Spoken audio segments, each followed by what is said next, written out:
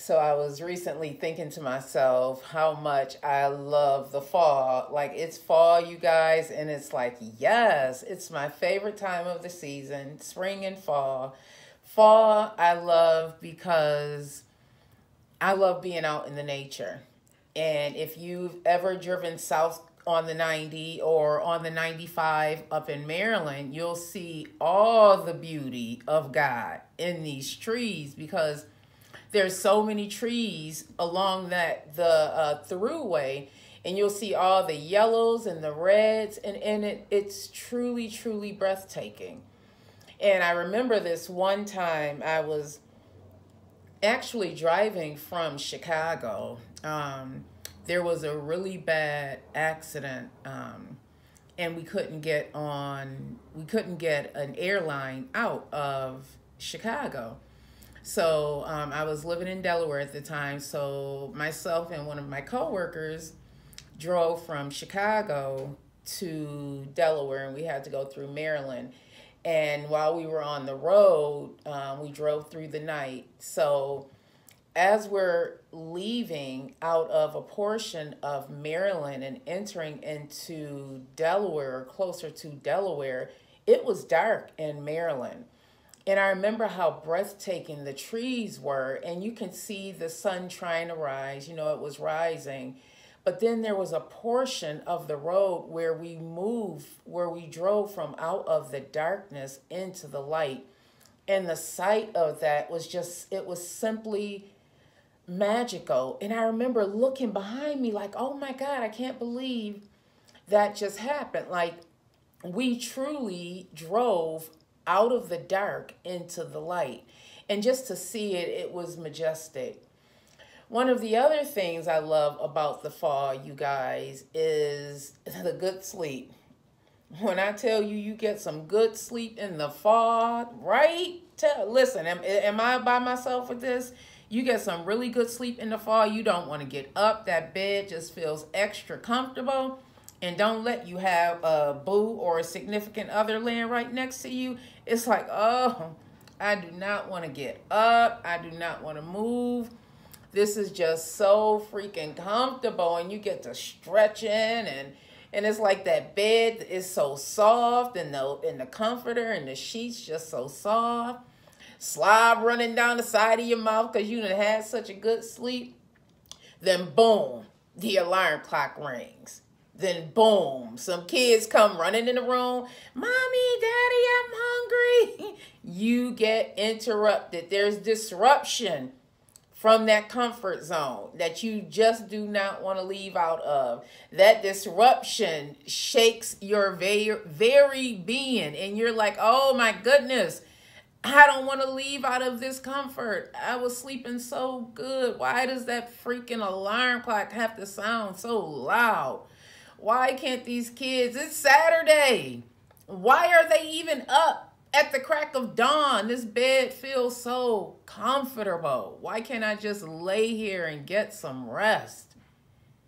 That comfort will have you right where you are. That comfort will have you not wanting to move. That comfort. What do you do when you're forced to move from out of the comfort zone that you're in? And you really don't want to because it feels so good. Or you don't want to because you're scared what that day is going to present for you. You don't want to move out of that comfort zone that you're in. Like a good pair of shoes that you want to wear every single day. You don't really want to go and buy any more shoes because that pair of shoes, it may have a hole in it, or that comfortable pair of socks or clothing, it just feels so nice that even though it's raggedy, you don't want to get rid of it because it is so freaking comfortable. But what happens in that comfort? What happens to that pair of shoes that's just getting run over day by day?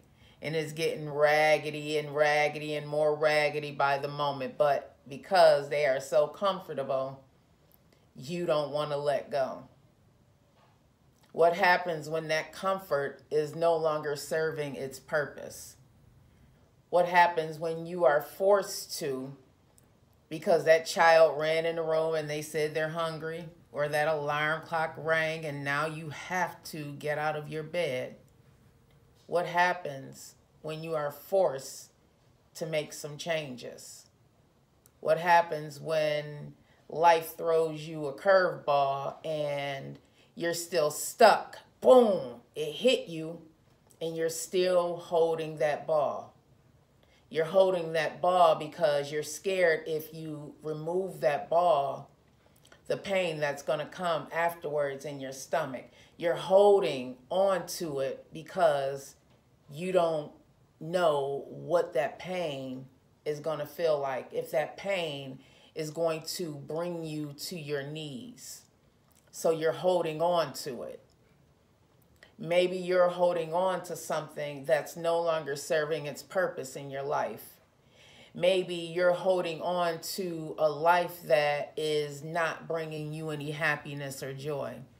Maybe you're holding on to the comfort of someone who doesn't bring you peace in your life, but you don't know what it will look like without that person, so you're holding on.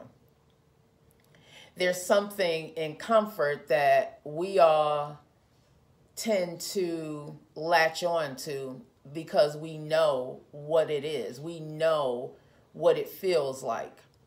And to venture out into the forest of the unknown, we don't know what that looks like. So instead of taking a step forward, we'll fall back. We'll fall back into those old routines.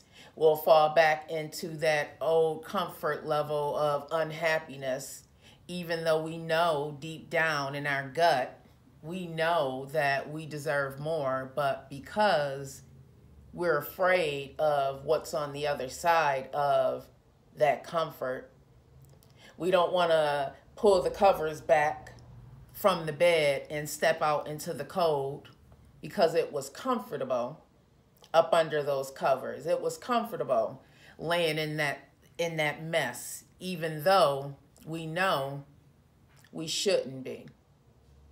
It was comfortable though, right? And maybe I'm talking to you right now because you're shaking your head like you know exactly what I'm talking about. Come on with me. Stay with me. Don't leave me now. Don't leave me, because this message is for you. This message is for you because I too get that comfort. I too know what it feels like to not want to pull the covers back on my life and see what's actually up under there. I didn't want to see it. If I kept the covers on, I didn't have to deal with it. I was comfortable laying on top of my mess. I was comfortable just being stuck where I was because it didn't force me to challenge myself. I wasn't being challenged, and I was comfortable with that because I knew what I can do where I was, even though at times I wasn't doing much of anything. But I was okay with that because I wasn't forced to be anything other than that person. I wasn't forced to be someone other than that person. I was okay being mediocre because I felt like that's what I was, even though it wasn't bringing me any happiness.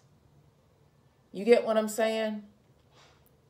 That comfort zone that we all fall into, the same everyday thing, the same everyday practices. You know, you leave and you come back and that same person is still in the same place that they were a year ago.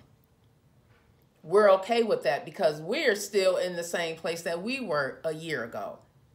How dare I feel like I can be better in my life? How dare I think that I can do better than my current situation? I'm scared of that. There's a bridge in Grand Island. I'm from upstate New York, Lackawanna, New York. Whoop, whoop. And there's this bridge called the Grand Island Bridge. It's like a bridge over Lake Erie. There's also a skyway over Lake Erie that many people are scared to cross. I myself, I'm not going to lie, when I go across the Grand Island Bridge, going up to the Niagara outlets, I'm looking straight forward because it's like, oh my God, there's nothing but water up under there. And I do not know how to swim. There's people that will not take those bridges. There's people that will not go over the skyway that connects Lackawanna to Buffalo because of how high that bridge is. They're afraid of it. There's people that will go straight down Niagara Falls Boulevard instead of getting on the thruway, which will probably carve out 20 minutes of their time because they're afraid of what that bridge means to them.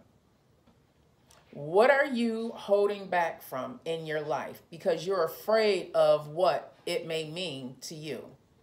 What are you holding back from in your life that could possibly elevate not only your life, but the life of the generations that come after you, the generations that are here with you, your children, your grandchildren, your niece or nephew, whoever? What are you holding back from because of the comfort of knowing what exists if you go straight down Niagara Falls Boulevard or if you go straight down Bailey? What are you holding back from? You see, what I've learned is that comfort zone of being in that bed, laying in that bed, laying on that couch, time and time again, it's not living.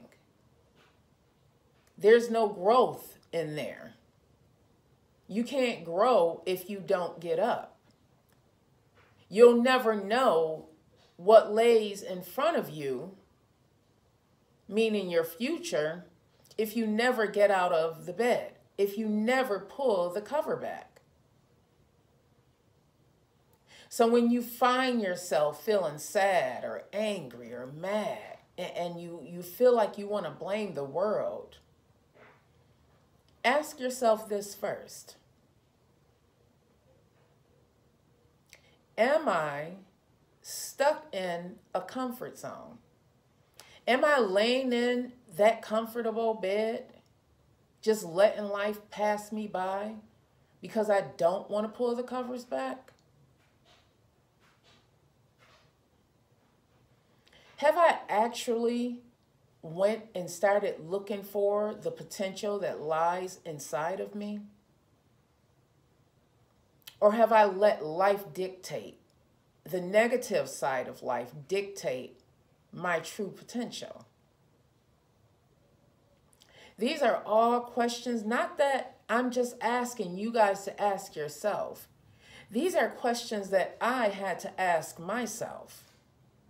Because I knew deep down when I was in those bouts of depression and it was nipping at my toes, I knew deep down that a part of the reason why I was not happy, a part of the reason why I kept bringing relationships into my life that were not serving me purpose, I was attracting the wrong things in my life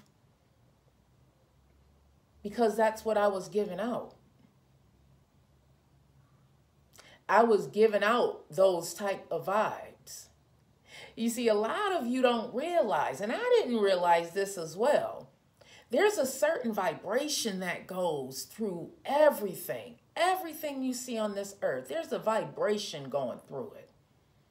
And if the only thing you're putting out, based on the comfort level that you're in, is a negative vibe, is a vibe where I'm scared to walk out on faith, a vibe that I am not worthy of anything, that I'm not worthy of anything other than what I have right now, that is exactly what you're going to attract. So on this Sunday, as you get ready for your week, as you get ready for this new week, make sure that you are not still laying in that comfortable bed and that you are sending out a vibration into this world that you want to receive back. All right? I love you guys. You have a wonderful, wonderful week. Make sure if you have not already, please subscribe to my podcast. This is a growth opportunity, you guys. This is something that I am doing. I am putting my whole life out here because I don't want to be by myself in making it, because I'm going to make it. It's going to take me some time because I have to get this right. I can't just jump out on faith and jump out on something that I know God has already prepared for me without preparing myself as well. So you guys, make sure that you subscribe, because there's going to be some juicy things. There's going to be some information in those podcasts. There's going to be some lessons in those podcasts. This is full transparency. I'm going to be bringing people on there to speak to you, business people that I have my friend, my hairdresser, my hairstylist. She was a single mom for a while. Entrepreneur. She built her business herself with a child. She was a teenage mom, you guys. So you guys are going to be getting some information, and I hope that you guys follow.